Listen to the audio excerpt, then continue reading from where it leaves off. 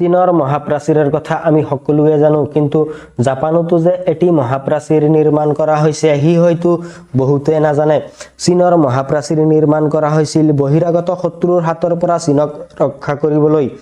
অন্যফালে জাপানৰ উপকূলীয় অঞ্চলসমূহক ছুনামিৰ দৰে ভয়াৱহ প্ৰাকৃতিক দুৰ্যোগৰ পৰা ৰক্ষা কৰিবলৈ জাপানৰ মহাপ্ৰাচীৰৰ নিৰ্মাণ কৰা হৈছে। এই প্ৰাচীৰৰ গড় উচ্চতা প্ৰায় 46 ফুট আৰু দৈৰ্ঘ্য প্ৰায় 400 কিলোমিটাৰতকৈও অধিক। কিয় কেনেকৈ এই ভিডিঅ'খনত আলোচনা কৰা হ'ব জাপানৰ সামুদ্ৰিক মহাপ্ৰাচীৰ সম্পৰ্কে। জাপানৰ বিশালকায় সামুদ্ৰিক প্ৰাচীৰ তৈয়াৰৰ পটভূমি বুজিবলৈ হ'লে দেশখনৰ ভৌগোলিক অৱস্থা সম্পৰ্কে জানিব লাগিব। প্ৰাকৃতিকভাৱে জাপান এটি দুৰ্যোগ প্ৰৱণ দেশ। পৃথিৱীৰ সকলোতকৈ বেছি ভূমিকম্প প্ৰৱণ অঞ্চল ৰিং অফ ফায়াৰ অঞ্চলত অৱস্থিত হোৱা বাবে জাপানত নিয়মিত ভূমিকম্প আৰু ছুনামি হয়। জাপানত প্ৰতি বছৰে গড়ে 2012তকৈও বেছি ভূমিকম্প হয়, কিন্তু সকলো ভূমিকম্পৰ পৰাই ছুনামি নহয়। সাধাৰণতে সমুদ্ৰৰ মধ্যভাগত উৎপন্ন হোৱা 7 বা তাৰ অধিক মাত্ৰাৰ ভূমিকম্পৰ প্ৰভাৱত ছুনামিৰ সৃষ্টি হয়। ছুনামিৰ ফলত উফন্দি উঠা পানী ঘণ্টাত প্ৰায় 400ৰ পৰা 500 কিলোমিটাৰ গতিবেগত উপকূলৰ পিনে বৈ আহে, যি স্থলভাগৰ 60 কিলোমিটাৰতকৈও বেছি দূৰলৈকে যাব পাৰে। ছুনামিৰ পানী তীব্ৰ বেগত বৈ যোৱাৰ পথত সকলো বস্তুকে উটুৱাই লৈ যায়।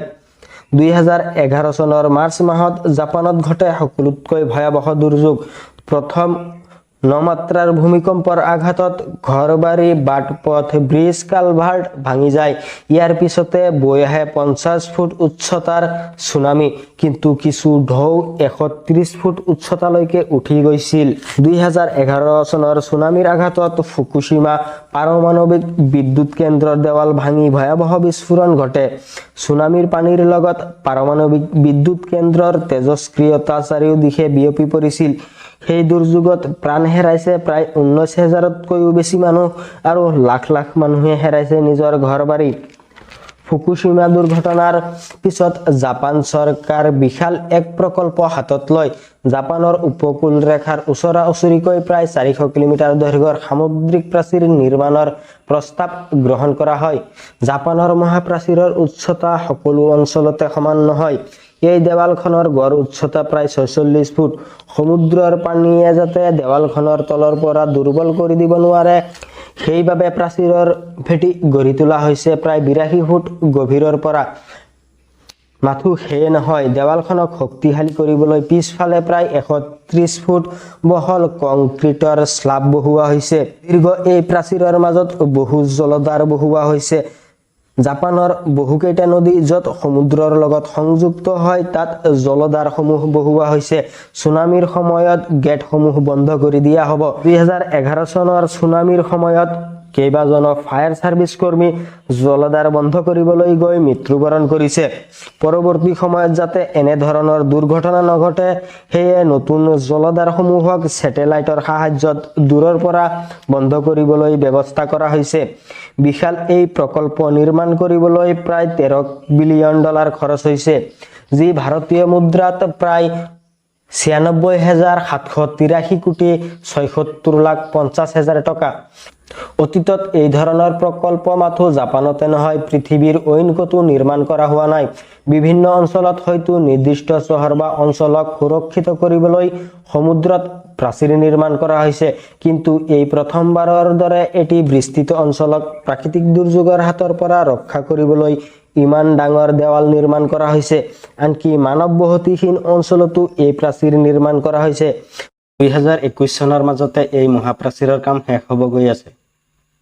এই সামুদ্ৰিক দেৱালখনক লৈ জাপানীসকলৰ মাজত বিভাজনৰ সৃষ্টি হৈছে। বহুতে দেৱালখনৰ কাৰ্যকাৰিতাক লৈ সন্দেহ প্ৰকাশ কৰে। ছুনামিৰ আঘাতৰ পৰা সুৰক্ষা প্ৰদানৰ বাবে নিৰ্মাণ কৰা হ'লেও বিশেষজ্ঞসকলকে ধৰি বহুতে ভাবে যে এই দেৱালখনে বৰং আৰু বেছি বিপদ মাতি আনিব। টকিঅ'ৰ ৱাচেডা ইউনিভাৰ্চিটিৰ এদল গৱেষক পৰীক্ষা কৰি চাইছে যে জাপানৰ এই মহাপ্ৰাচীৰ সকলো ছুনামিৰ আঘাত প্ৰতিৰোধ কৰিব নোৱাৰিব। প্ৰতি 100 বছৰৰ পিছে পিছে অহা ভয়াৱহ ছুনামিত এই দেৱাল ডুবি যাব।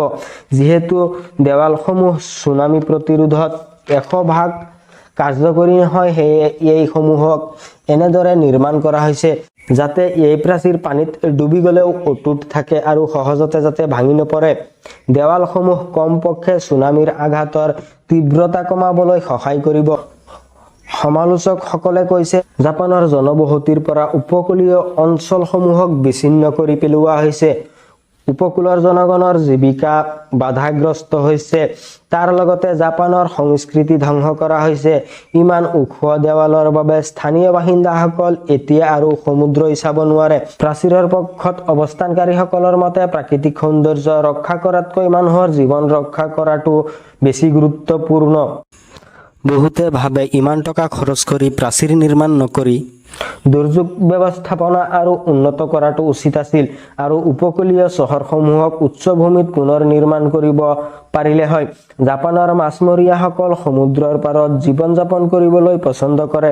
সাগৰৰ অসীম প্ৰাচুৰ্যৰ পৰা সিহঁত জীৱিকা সংগ্ৰহ কৰে।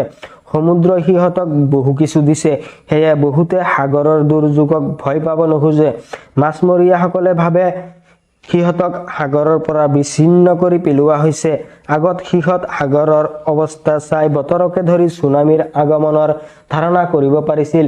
জাপানী বন্দৰ গৱেষণা ইনষ্টিটিউটৰ গৱেষণাত দেখা পোৱা যায় সমুদ্ৰ প্ৰাচীৰৰ বাবে সুনামিৰ ঢৌ উপকূলত উপনীত হ'বলৈ 6 মিনিট দেৰি হয় আৰু ঢৌৰ উচ্চতা প্ৰায় 45 ফুটলৈকে কমি গৈছে।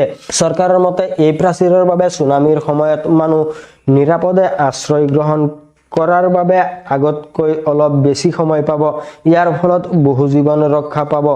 টকিঅ' বিশ্ববিদ্যালয়ৰ আৰু এটি গৱেষণাত দেখা পোৱা গৈছে সামুদ্ৰিক প্ৰাচীৰৰ ফলত সুনামিৰ আগমন দেৰি হোৱাৰ লগে লগে স্থানীয় জনগণৰ নিৰাপদ আশ্ৰয়স্থলত যোৱাৰ বিষয়েও ধীৰ গতি লক্ষ্য কৰা হৈছে। জাপানৰ বহুকেইখন গাঁও উচ্চ সামুদ্ৰিক প্ৰাচীৰ নিৰ্মাণৰ বিপক্ষে আন্দোলন কৰিছে।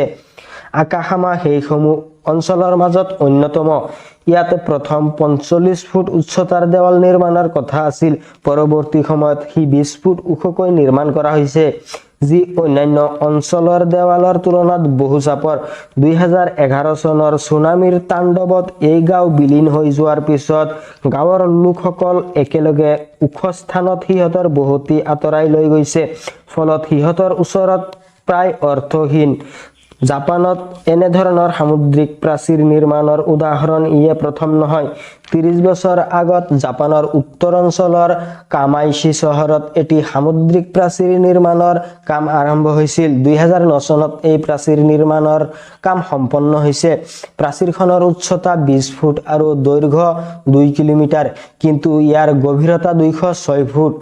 এই অংশটো জাপানৰ সকলোতকৈ গভীৰ আৰু ব্যয়বহুল সামুদ্ৰিক প্ৰতিৰক্ষা প্ৰাচীৰ, যি নিৰ্মাণ কৰিবলৈ প্ৰায় 13.5 কোটি টকা ব্যয় কৰা হৈছিল। এই দেৱালখন পৃথিৱীৰ সকলোতকৈ গভীৰ সামুদ্ৰিক প্ৰাচীৰ হিচাপে গিনিজ বুকত নাম লিখাইছে। গিনিজ বুকৰ কথা আমি বহুবাৰ শুনিছো, কিন্তু গিনিজ বুক বস্তুটো আচলতে কি সেই সম্পৰ্কে আমি বহুতেই হয়তো নাজানো। গিনিজ বুক কি আৰু কিদৰে গিনিজ বুকৰ যাত্ৰা আৰম্ভ হৈছিল সেই সম্পৰ্কে জানিব খুজিলে কিয় কেনেকৈ এই ভিডিঅ'টো চাব পাৰে। কিয় কেনেকৈ চেনেলখনত আপুনি নতুন হলে আমাৰ অন্যান্য ভিডিঅ'সমূহো চাবলৈ পাহৰি নাযাব।